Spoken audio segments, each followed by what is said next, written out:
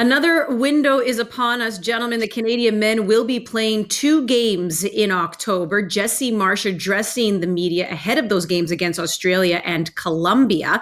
And I'm wondering, Wheels, Jesse Marsch is always good to give us a quote. Anything stand out from what he said? First of all, to media members that go on and ask a question, you don't have to thank him for doing this. It's kind of part of the job to go do this. It's my biggest pet peeve. Don't worry about sucking up. There's been plenty enough time for people to suck up over the last whatever. Thank you for doing. He's there because this is part of the job. Anyways, that stood out to me. I thought that maybe the best question was from our very own Oliver Platt, asking about Alphonso Davies and his status and when he's most likely to return, because he is Canada's most high-profile player, and people are wondering when he's going to be back. Marsch said that he's in regular contact with Davies following his progress. In November might come a little bit too soon, so it's probably unlikely he'll be available in November, but not something that he's willing to write off yet. Because if we look at this squad that's been named for this window, add in Davies, add in Johnston, maybe just a player or two might fall out of the equation. But really, that would be kind of the plan on paper as of right now in terms of what your World Cup squad will look like. Basically, other than that, I think he's called in just about all of his strongest players. Daniel Jebison may disagree, and if it goes to 26 players like expected, then maybe you can afford to bring in a 5th striker. But that's kind of what we're looking at right now. This is probably the best squad that Jesse has. He reiterated how important this window is, and I think you are going and taking a step up in competition, playing Colombia, especially this window. The Australia game in Montreal will be good. Playing in the city of Montreal, it's been way too long, and a decent enough matchup against another side that's World Cup bound. But I want to see this back line, especially with players like Seagour, potentially Defougerol, as Jesse kind of indicated that it'll be Bombito for one. Someone else who we assume will be Luke Defougerol for another. I want to see these young fullbacks really tested against what is a top-notch Colombian back line. So it all sets up well, other than Johnston and Davies, missing out. Let's see what this group can do. Some players are on really good form right now, and I think it's although I don't love these 2 back-to-back windows come too close at the start of a European club football season, but I think for Marsch and Canada's purposes, I think it actually does work out quite well for him. I just have a little follow-up question. If you remember his words exactly, is he talking to Alphonso Davies' camp or Davies himself? Because that would also be news if he and Davies are talking. AGR, do you remember we'll have to check the tape. Yeah. We'll have to rewind the tape on that. I think I hope the conversations are there with Bayern too, because I'd like to hope that telephone line has been fixed. Now, what he didn't say, and he said this for Liam Millar, that they've been texting basically daily, getting updates about his fitness as he's being called into camp. And he did not say that about Alphonso Davies. I'm sure of that. But we'll check the tape. Maybe our fine editors can splice in what he did say about Davies right here. Yeah. I'm just looking for some clarification, that's all. Because as we know, there have been positive talks with his agent, but nothing's ever been reported yet about Marsch and Alphonso themselves having a conversation. So hopefully all is good. Intrepid journalist. Yeah. Anyways, all right. Before we move on to some of that roster stuff, what's there to you, AGR? Yeah, I think for Jesse Marsch, you can kind of see where he's, what he's comfortable with in his squad. I think the big thing that stood out, he's a lot of the moves that guys have made, he's happy with. He's happy with Ismail Kone, Nathan Saliba, Luke Defougerol. All those guys are really stepping up at their places. Tani Oluwaseyi, he had great things to say about the way he stepped in and hit the ground running. So for him, he's looking forward, I guess, to see the progress from those players, and I guess along with the strong starts. Promise David was another player he name dropped because he's been in great form. That striker position, he joked, I want my strikers scoring. So let's see if he can get them scoring for Canada in this camp, because I think that would be something that a lot of Canadians would like to see, and if that can fire up the competition there, that's a big bonus. Mm-hmm. All right, let's get to some of the roster stuff. This is you've kind of touched on it a little bit, Wheels. that it almost looks like this could be what he has in mind for the 2026 World Cup, with the exception, of course, Alistair Johnston, Alphonso Davies still out of this lineup. But when you also look at this squad selection, Wheels, you mentioned Daniel Jebison being out and Oso back in. So is that what stands out? Osorio coming back in is at the very least notable. Junior Hoylett goes out from this camp, who was an experienced player who did play some minutes in the previous window. I think whether it's Oso or Hoylett, I think that Marsch is being very strategic the way that he's named players to his squads. There's 24 here. Again, Johnston and Davies to come back in, that's 26. Third goalkeeper up for grabs. Pantemis gets in this time. He explained that it's been much more difficult to get Crépeau and Pantemis in the same camp because they both come from the same club team. But Portland Timbers don't play this international window, so he has a chance to bring them both into camp. But he made clear that Pantemis was number 3. But on Osorio, I think that he is one of those fringe players. I think that he's kind of on the outside looking in.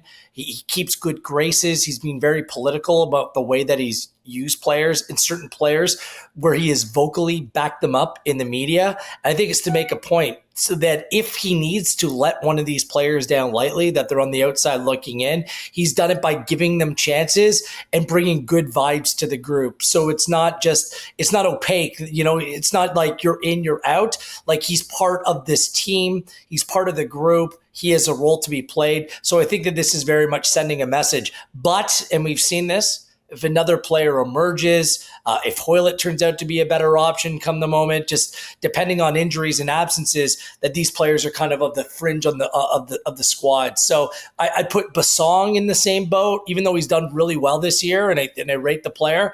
Once Davies comes back in, do you need yet another player that can play left back? So just the way that the group comes together, there's clearly players on the fringes of this group, and I kind of put Osorio and Basong in this camp, just about there.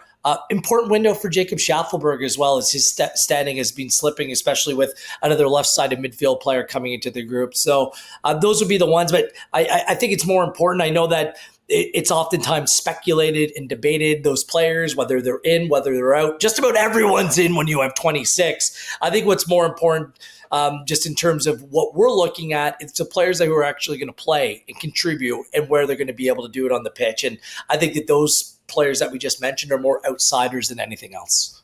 Mm-hmm. Okay. Yeah, I think one thing I'd add too is you can see where Jesse Marsch has clarity now. Like, I think the center back really stands out, that it's Bombito, Cornelius, DeFougerol, Waterman. That's it. No room for Kamal Millar. Maybe obviously scored a nice goal lately against the Whitecaps. Jamie Knight-Labelle drops out. I think those two, maybe they get in if it's 26. Maybe they get in if you need an extra body back there. But I think Marsch kind of draws a line in the sand there. Same in the midfield. Like, it's Eustachio, it's Kone, Saliba, Chouanier.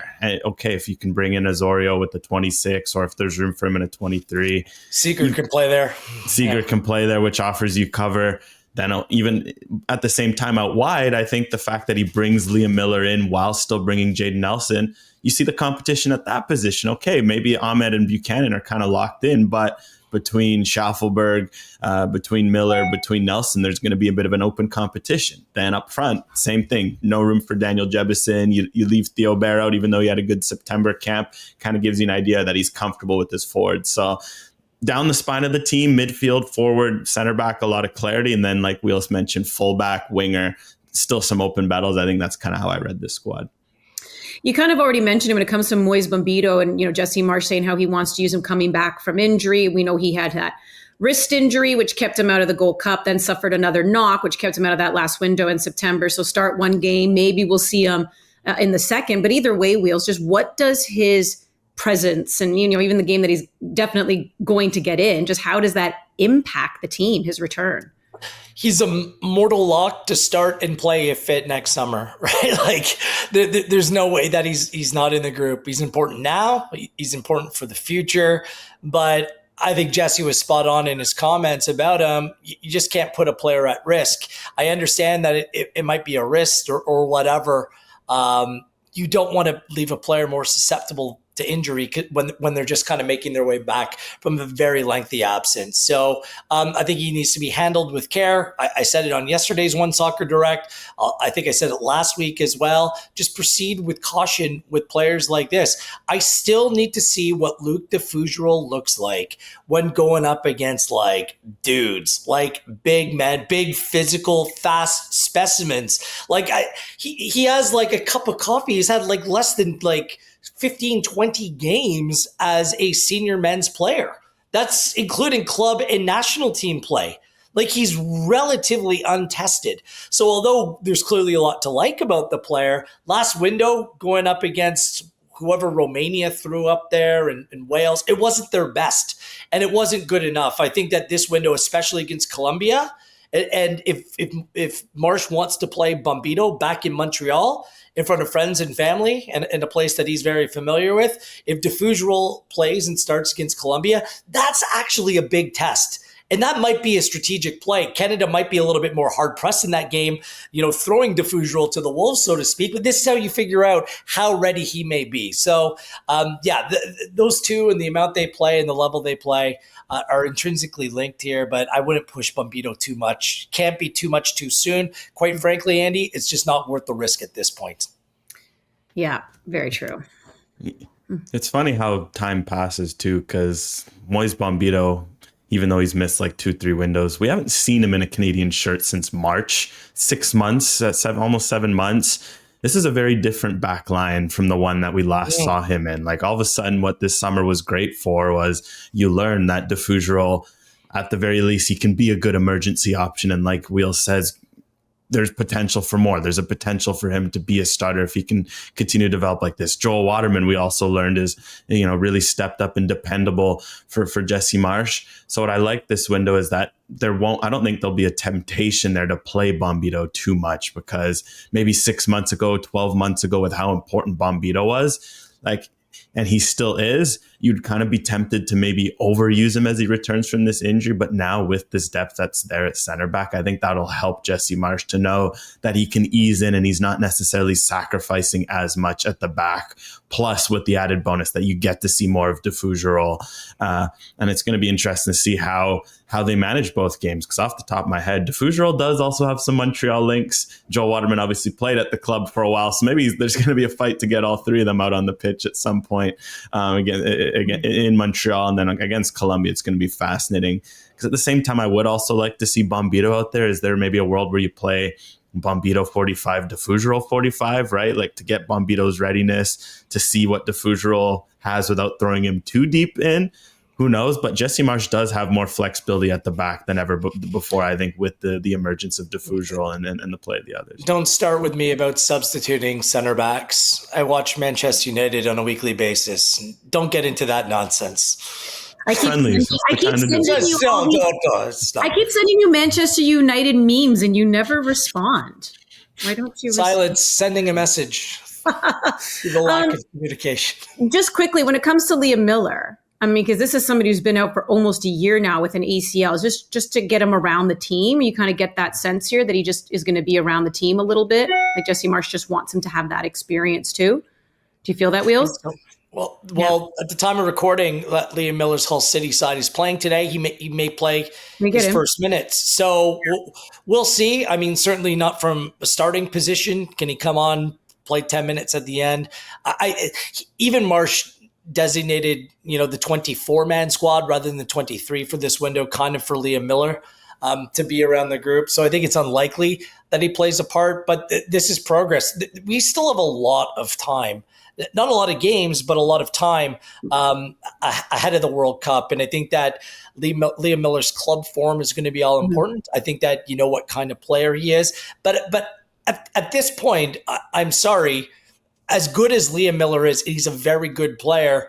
I wouldn't mess with a good thing right now. Like Ali Ahmed has done nothing to play himself out of that role. I think that he's actually done more to cement it.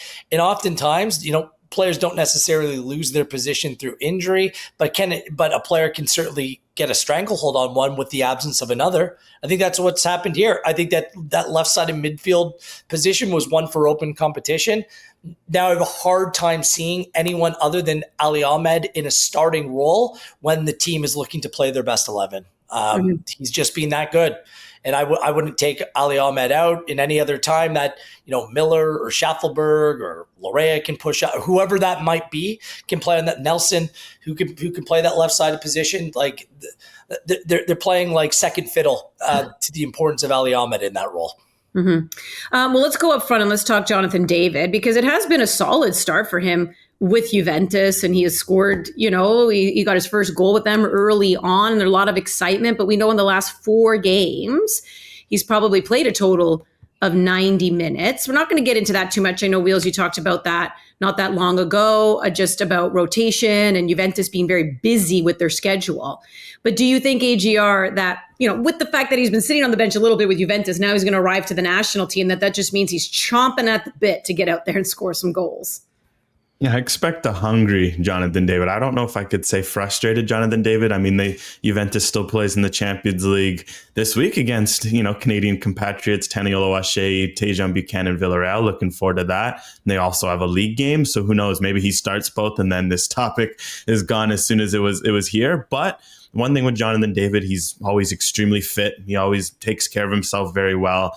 I think he's going to come in and definitely hungry to prove. And I mean, he's been kind of Jesse Marsch's best player, right? For 18 months offensively, just the way he's scoring goals, assisting goals, that hasn't changed when he was at Lille. That hasn't changed now this first September window at Juventus. He scored last camp. So yeah, I do expect some form of motivated Jonathan David. And I think this is going to be good for Canada, that either way, either you're getting and I think this is, again, the aspect of this move we talk about is when you go to a club like Juventus, these are the ups and downs you go to, that when you're starting, you feel like a king, you feel like you're on top of the world, you're playing at a massive Champions League club, but also that sort of spot isn't guaranteed for anyone. As soon as you dip, as soon as there's someone who's right behind you scoring goals, you get dropped, you get that hunger. That's the reality of playing at a big club. And I just think Jonathan David is going to bring that energy to this camp. Yeah, there's only certain players in world football where their spot in the 11 is assured. Haaland, Mbappe, Kane, Lewandowski. After that, it kind of drops off just in terms of where they are and the importance of having competition for places and keeping players fresh and well rested as well. I think beyond whether he's playing or not playing, his motivation comes from the fact that he is empowered playing in this Canada formation. He is the most important player on the field, playing that kind of secondary striker, that 10 role. He's inside of his own area, defending at times, and he can also get up and push to try to lead the line as well. His role is expansive. His role is vital. And I think irreplaceable to Canada, where we've seen Alphonso Davies, Richie Lorea do really well at playing left back, and Zoran Basong and others. Who would play that Jonathan David role? There is zero like for like. That's why over the time, even when he was negotiating a new contract, he wasn't coming off the field for Canada. So he is the main man wearing red and white, and that's not going to change anytime soon, whether he plays 90 minutes or 900 minutes over the next month. Well, obviously it wouldn't be 900, but you get my point. We get the point, and we're looking forward to seeing all of the players back in action soon.